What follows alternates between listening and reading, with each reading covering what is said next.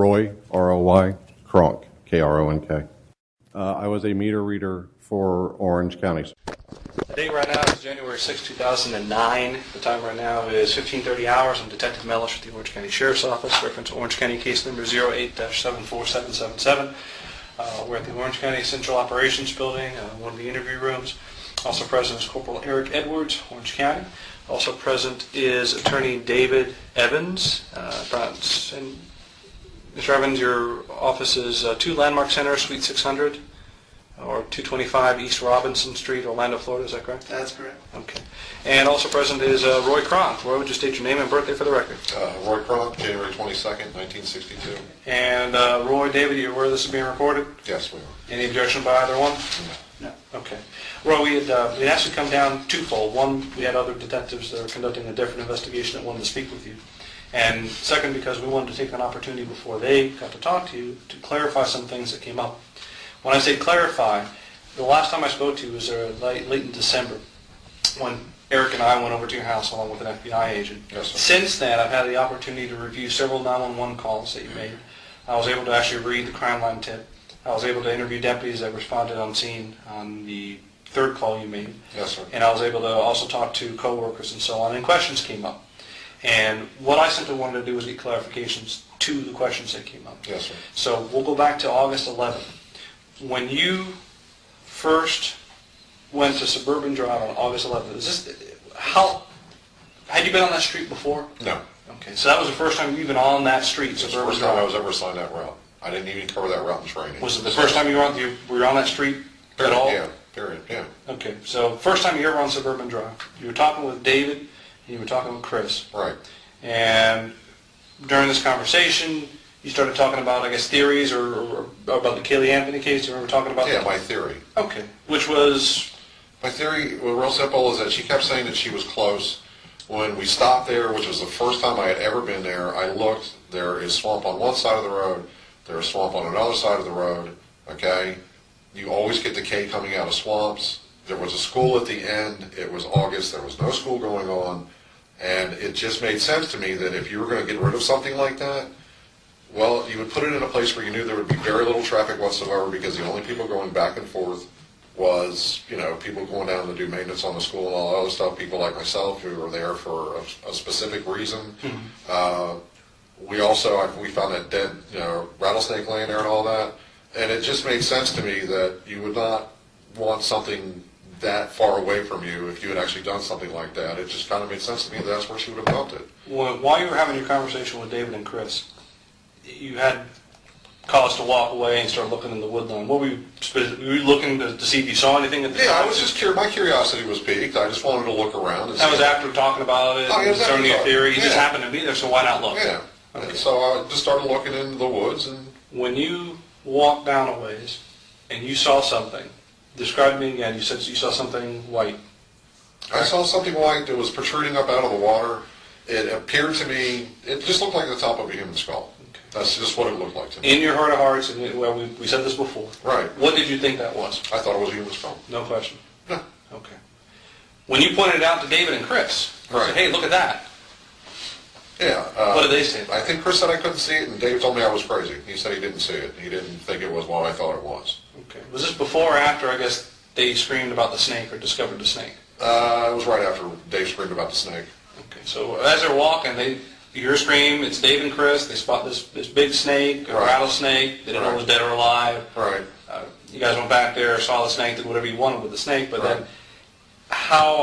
then you pointed at that white object and said, what? Yeah, I was just scanning, looking at the water, and I said, look at that. And they came over, and I was pointing, and they were looking, and I said, and they're saying, yeah, and. Did you say, look, that's a skull? Yeah, I said, look, it looks like a skull. And they're like, I think Dave told me I was crazy or something. Okay. When you went home, you obviously didn't call until later that night? No, we went back, turned our work in for the day, I got in my car, and went home. If someone were to ask why you didn't call that afternoon, while you were standing there, if you thought it was a skull, what would your answer to that be? Well, like I said, it looked like a skull to me. I was about 99.999% sure it was a skull. But Dave tells me I'm crazy, and honestly, it was a hot day. I just wanted to go home. I wanted to take a shower. I wanted to drink a soda, relax, get in the pool, and just, you know, had to start dinner for my girlfriend. You know, I'm not going to say that I didn't care, but I wasn't going to go in there. There was water and snakes and all that other stuff, and, you know, so I just kind of put it on the back burner and mentioned something to my girlfriend that night about it. And then the next night, she made me call. I called. The next night I called again, and this is all like 9, 10 o'clock at night. It wasn't early in the day or anything like that. And then I called the tip line, and then the tip line said, well, we'll have somebody meet you out there. So I went out there again after work. I drove my own car over there. I was sitting over there in the air conditioning. The guy shows up. I show him what, you know, that's over there. When you showed him what's over there, could you actually see what you're pointing at? It was not as prominent as it was 2 days before or 3 days before. Okay, but did you point at it? It was like right there. Did you describe what you were pointing at? Yeah. What did you say it was? I said, it's right there, that thing, it's just a little white thing sticking up.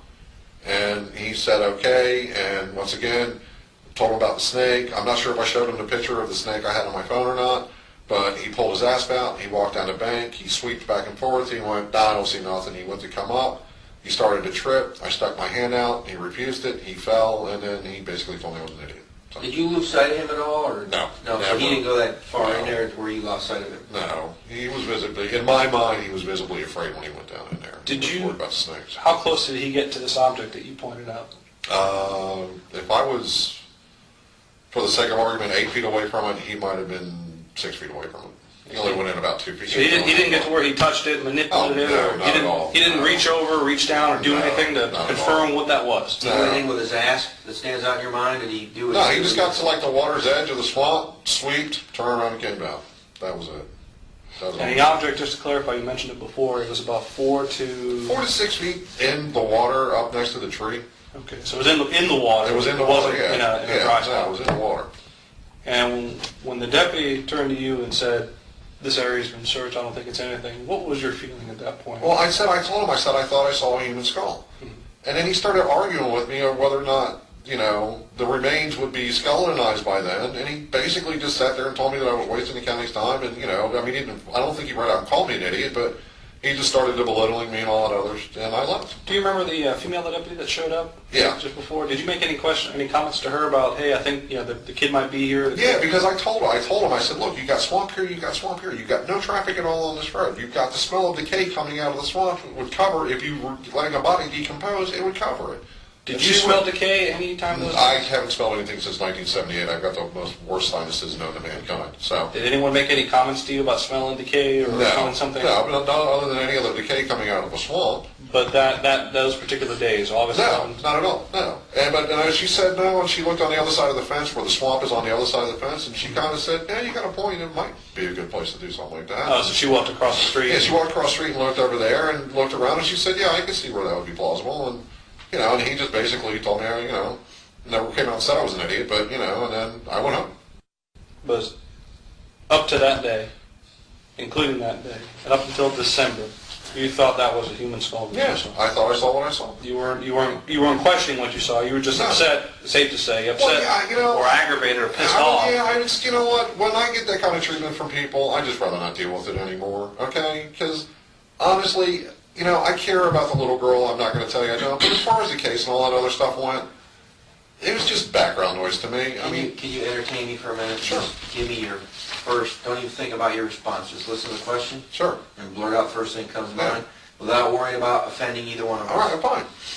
From the time frame that you knew that you probably saw a skull to when you went back in there in December, All right. if asked why that big window exists, that you didn't do something else to draw attention to it, what would you say? I had real things on my mind. My car blew up. I had to replace it. Okay? I had just started a relationship with my son again after 18 years of not seeing him. All right? I got insurance to pay. I have to pay my parents back. I had to go out and find a car. I think we spent all of Memorial Weekend, all 3 days out trying to find me a car. I had real things to do. Okay? So on a scale of 1 to 10, or let's even use the percentage, what was the percentage of belief that you had that that was a human skull there? If you had to go back to when you first saw it, what percentage are we at? About 100%. 100%. So you're 100% sure in August, that that's maybe the baby. Well, I'm not saying, like I said in my statement, okay? I saw what looked to me, and I, in my mind, said that is a human skull. Okay, it was in a debris pile. I've said that. Who it was, regardless. Well, whether it was a baby, whether it was something that came out of some, novelty shop, maybe it was trash. I'm just telling you what it looked like. Was there a certain level of exasperation, maybe because of how you were treated by the deputy? Exactly, yeah. That made you not want to go back there? Or? Well, I mean, honestly, my life went on. Okay? I had to route again in November, and I never even, other than driving down to read a meter at the school, I just rode right on back and went on about my day. I mean, it was always in the back of my mind, because those things like that always stay in the back of your mind. But honestly, as they shifted to the airport and with all their technology and their cellular pings and this and that and this and that, I was like, okay, well, maybe it was just a novelty or maybe it was something else.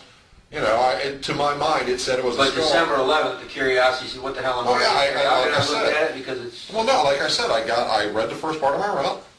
I had to go to the bathroom. I knew, because that would have been like the third time I'd read that route, so I know that route now. I knew that suburban over there in the woods was a safe place to take a leak because my route starts at the top of that street.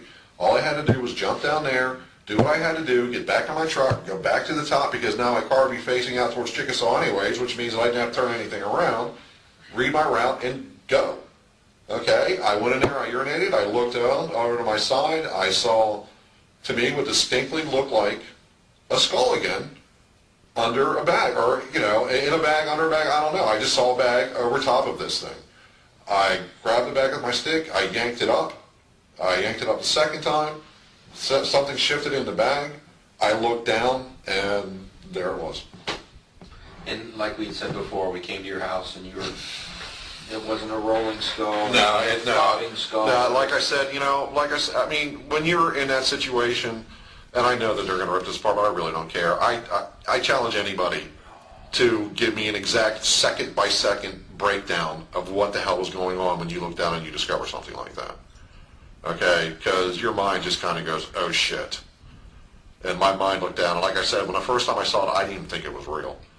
And I looked at it, and I examined it, and I saw the duct tape, and I saw the eye sockets, and I realized what it was, and I went, oh, shit.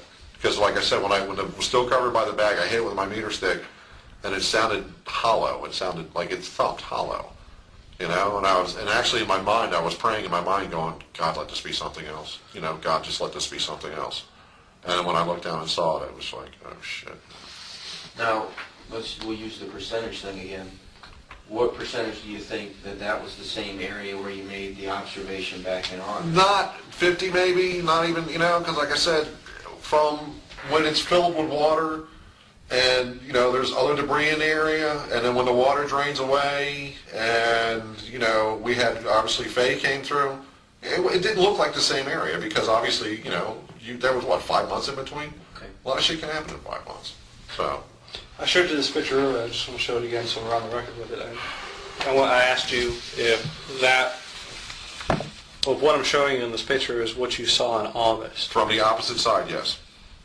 This picture is taken from the angle where the roadway is. the roadway would be towards where right, and you're I came in this direction. That's in December. Right, I came in that direction. What about in August? Yeah, no, in December when I came in, like right there is where I took a leak. Right there was the bag was. Okay. So, what about in August? Does this look like what you saw in August? This is right. This doesn't look anything like it did in August, because in August there was much more foliage, much more vegetation. This whole place was underwater. You can't discern. But you said you saw a bag in August. No, I did. And you mentioned the bag in all three 911 calls. Right. Is this the bag that you mentioned? Oh, okay, yeah. I mean, I didn't see the yellow upholstering. Okay. I didn't see that, and obviously I didn't see, the white contents of the bag, but yeah. But when you mentioned you saw something gray or tan or, like I said, silver, the bag, that's what you were referring to. Right, that yeah, bag. because at that time, like I said, the bag was submerged in water. Just the top of this was sticking out. There's leaves and debris on it then. Mm-hmm. And like I said, this was just sun coming through. I've been out in the sun all day.